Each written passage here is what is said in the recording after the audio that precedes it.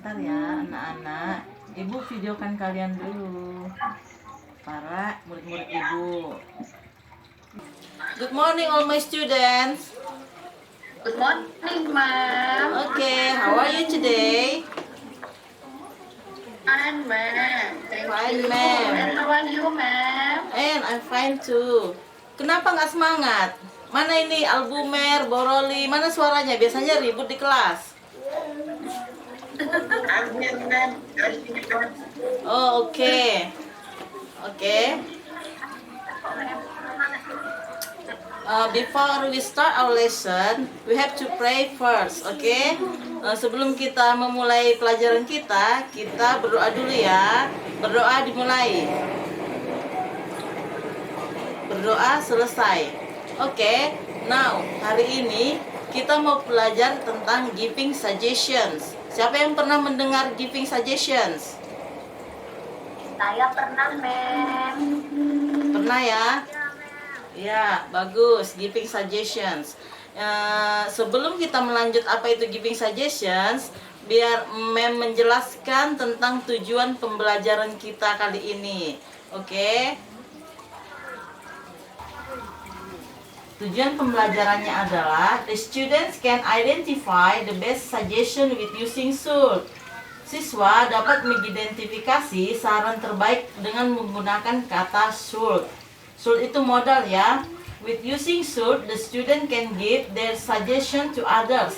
Dengan menggunakan kata SULT, siswa dapat memberikan saran mereka kepada orang lain. Nah, inilah tujuan kita untuk belajar giving suggestion. Dan ibu berharap setelah mempelajari giving suggestion, kalian mengerti bagaimana memberi saran kepada orang lain dalam bahasa Inggris. Oke? Oke, sebelum kita membuat kalimatnya, kita akan mengetahui dulu definition dari suggestion.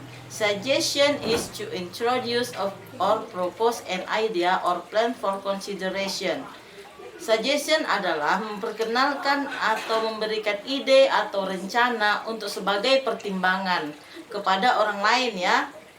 Giving suggestion can be in form of solutions, advice, plan, and idea. Giving suggestion bisa dalam bentuk solusi, nasihat, rencana, atau ide. It can be accept or refuse. Dia dapat diterima atau ditolak oleh orang yang kita beri suggestion. Oke, now look at the next slide. Oke, di situ ada gambar siapa di situ? Gambar ada dua orang boy, dua orang anak laki-laki ya. Yang kita bahas, the students can identify the best suggestion with using SULT. Oke, ada situationnya di situ. The situation, tomorrow you have to test English and Math, but one of your friends wants to go to the cinema. He doesn't prepare for the test. You will give the best suggestion for him. Besok kalian akan ada ulangan bahasa Inggris dan matematika. Tapi salah seorang temanmu ingin pergi ke bioskop. Dia tidak mempersiapkan diri untuk ujian tersebut. Jadi saran apa yang kira-kira bisa kita berikan kepada dia supaya dia mempersiapkan ujian tersebut, bukan pergi menonton ke bioskop. Oke, gini kira-kira kalimatnya. You shouldn't go to the cinema. You should study for the test. Kamu seharusnya tidak pergi ke bioskop. Kamu seharusnya belajar untuk menghadapi ujian. Oke, coba dulu siapa yang bisa baca kalimat yang ada di balon itu? Saya, ma'am. Coba. You should not go to the cinema. You should study for the test. Apa tadi artinya? Kamu seharusnya tidak pergi ke menonton bioskop. Kamu seharusnya bersiap untuk menghadapi tes. Oke, pintar Albumer ya. Nanti Bu kasih nilai lebih. Kemudian masuk kita kepada the concept atau pola pembuatan kalimatnya. Kalimat positif, subject plus should plus verb one plus object or adverb.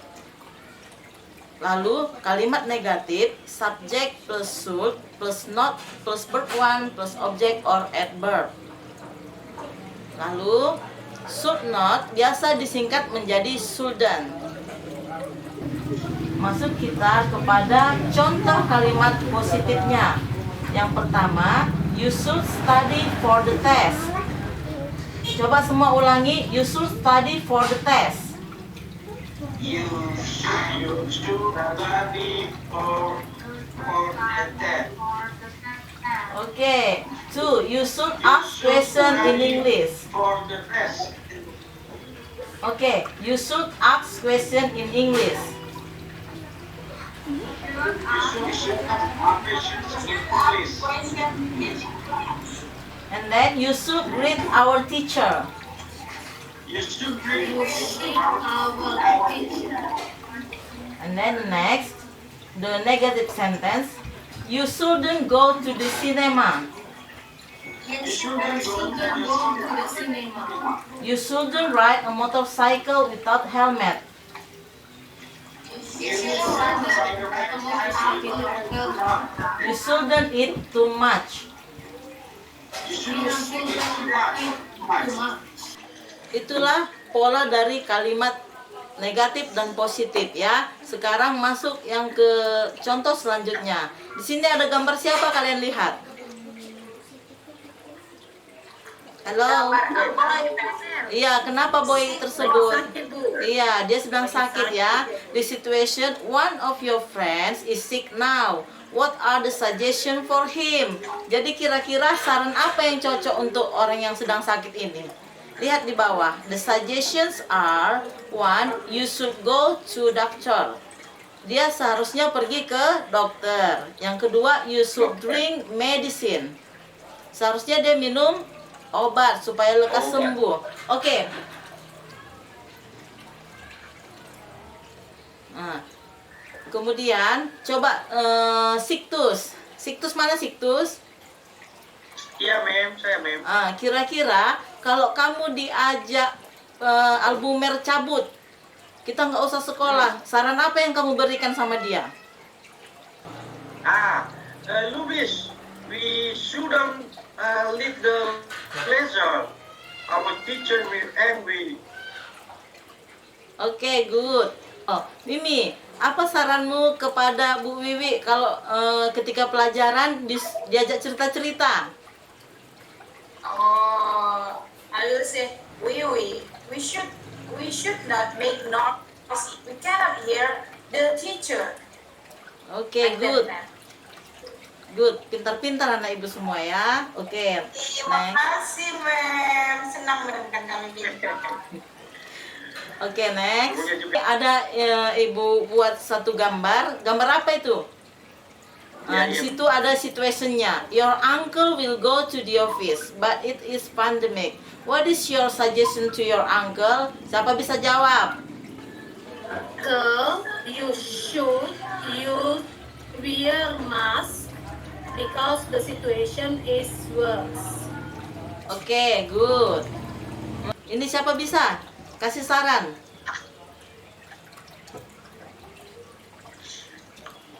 We should clean our classroom. Oke. Pintar ya, good. Jadi dari contoh-contoh yang telah kita sebutkan tadi, ada pertanyaan yang belum dimengerti tentang giving suggestion.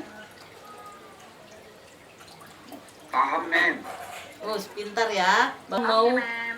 Kita mau merefleksikan apa yang telah kita pelajari. Merangkum semua yang telah kita pelajari. Kira-kira rangkumannya seperti apa? Coba ini ada ya, the conclusion. A suggestion is to introduce or propose an idea or planning for someone's consideration. Suggestion adalah mengenalkan atau memberikan ide atau rencana untuk pertimbangan bagi seseorang. Oke. Yang kedua, we can use should or shouldn't to give suggestion. Kita bisa menggunakan kata should atau shouldn't untuk memberikan saran. Yang ketiga, in this case, the using of should for recommendation. Jadi penggunaan kata should di sini sebagai rekomendasi untuk seseorang untuk melakukan suatu hal atau tidak. Oke? Ibu kira waktunya sudah habis. Kita akan masuk ke pelajaran lain.